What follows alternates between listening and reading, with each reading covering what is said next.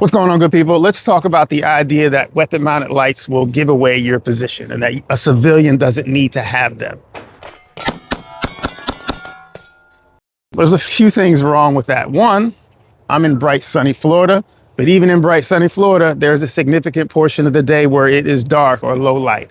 Having a light on your weapon can help with that. No, I'm not using it just to search for my car keys, but if I'm in a self-defense situation, it can allow me to identify my target, right? And it allows me to keep both hands on the gun. And I don't care how skilled you are, you're going to shoot better with both hands on the gun than you are with one hand doing any of the other methods that you could use with a handheld light.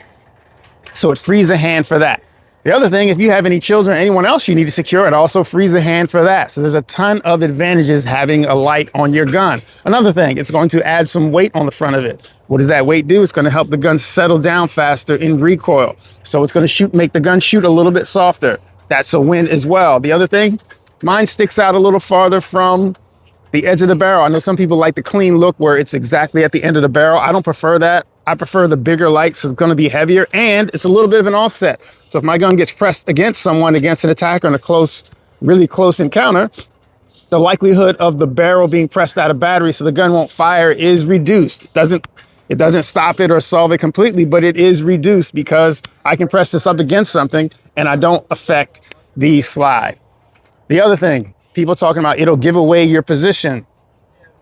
Okay, so you don't walk around, let's say I had to move around a structure with the light. I'm not gonna walk around with the light on the entire time. When I need to use the light, I'm going to turn it on briefly, which is why these lights have momentary options. I'm gonna turn it on briefly, flash it into the room or wherever I am, gather that information, and I'm gonna do something else that's key. I'm gonna fucking move, I'm not just gonna stand there.